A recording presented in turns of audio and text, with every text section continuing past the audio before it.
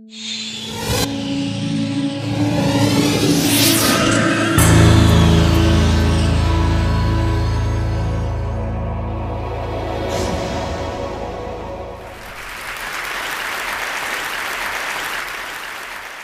may have heard about the Quran's idea of paradise being 72 virgins, and I promise I will come back to those virgins.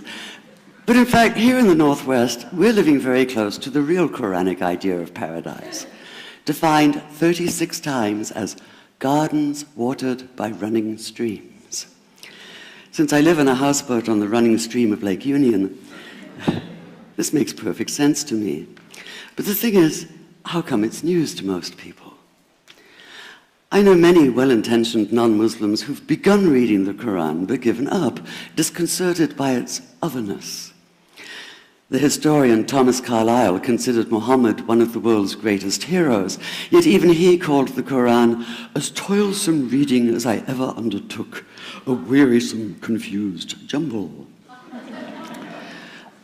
Part of the problem, I think, is that we imagine that the Quran can be read as we usually read a book, as though we can curl up with it on a rainy afternoon with a bowl of popcorn within reach, as though God, and the Quran is entirely in the voice of God speaking to Muhammad, were just another author on the bestseller list. Yet the fact that so few people do actually read the Quran is precisely why it's so easy to quote. That is, to misquote. Phrases and snippets taken out of context in what I call the highlighter version, which is the one favored by both Muslim fundamentalists and anti-Muslim Islamophobes.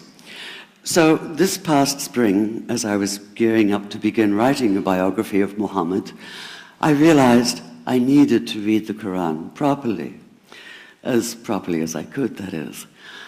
My Arabic's reduced by now to wielding a dictionary, so I took 4 well-known translations and decided to read them side by side, verse by verse, along with a transliteration and the original 7th century Arabic. Now, I did have an advantage.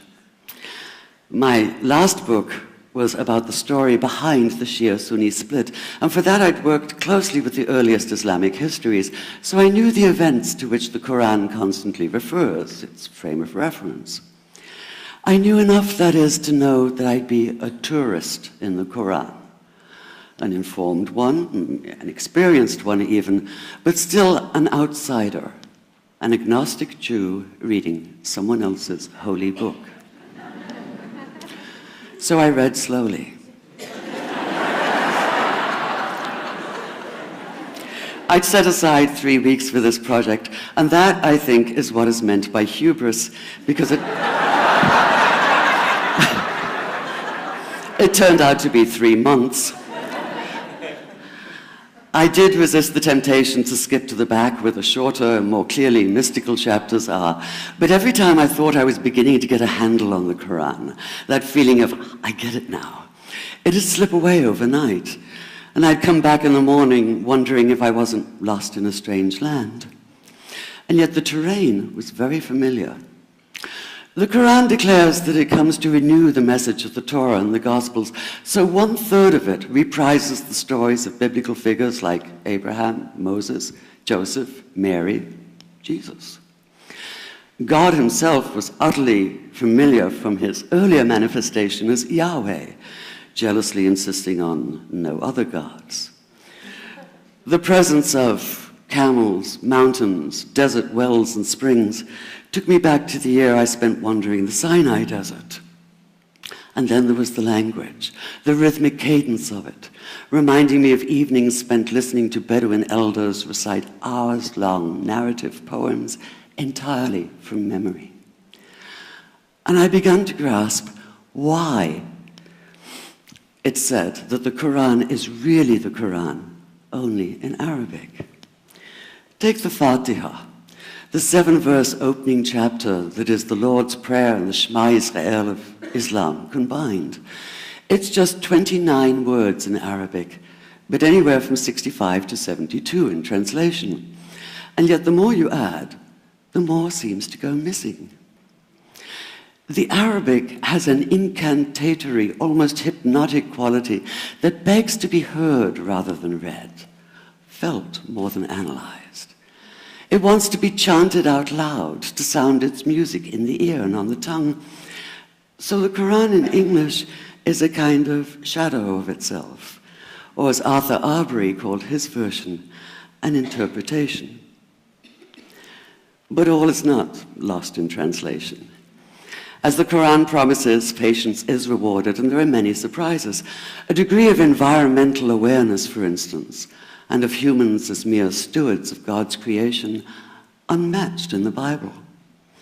And where the Bible is addressed exclusively to men, using the second and third person masculine, the Quran includes women, talking, for instance, of believing men and believing women, honorable men and honorable women.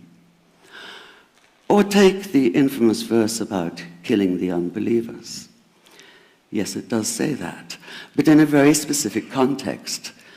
The anticipated conquest of the sanctuary city of Mecca, where fighting was usually forbidden. And the permission comes hedged about with qualifiers. Not you must kill unbelievers in Mecca, but you can, you are allowed to, but only after a grace period is over. And only if there's no other pact in place. And only if they try to stop you getting to the Kaaba. And only if they attack you first. And even then, God is merciful, forgiveness is supreme, and so, essentially, better if you don't. This was perhaps the biggest surprise. How flexible the Quran is, at least in minds that are not fundamentally inflexible. Some of these verses are definite in meaning, it says, and others are ambiguous. The perverse at heart will seek out the ambiguities, trying to create discord by pinning down meanings of their own. Only God knows the true meaning. The phrase, God is subtle, appears again and again. And indeed, the whole of the Quran is far more subtle than most of us have been led to believe, as in, for instance, that little matter of virgins and paradise. Old-fashioned Orientalism comes into play here. The word used 4 times is huris, rendered as dark-eyed maidens with swelling breasts, or as fair, high-bosomed virgins. Yet all there is in the original Arabic is that one word, huris. Not a swelling breast or high bosom in sight. Now, this may be a way of saying pure beings, like in angels, or it may be like the Greek kos, or kore, an eternal youth. But the truth is, nobody really knows, and that's the point. Because the Quran is quite clear when it says that you will be a new creation in paradise, and that you will be recreated in a form unknown to you, which seems to me a far more appealing prospect than a virgin.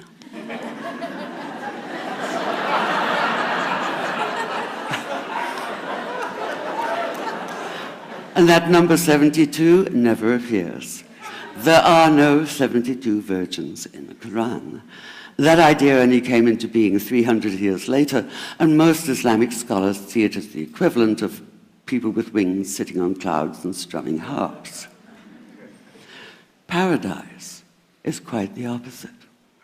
It's not virginity, it's fecundity, it's plenty, it's gardens watered by running streams. Thank you.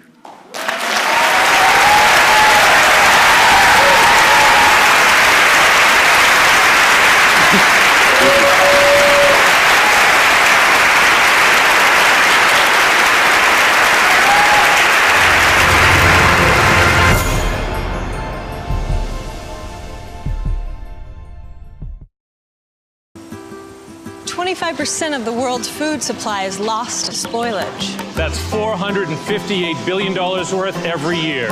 On a smarter planet, we're building intelligence into physical things. So we can know how far our foods travel. Monitor temperature all the way to the market. I know it got to the table fresh. It's already happening in places like Canada, Norway, and Vietnam. When we make food smarter, we make it safer. That's what I'm working on. I'm an IBMer. Let's build a smarter planet.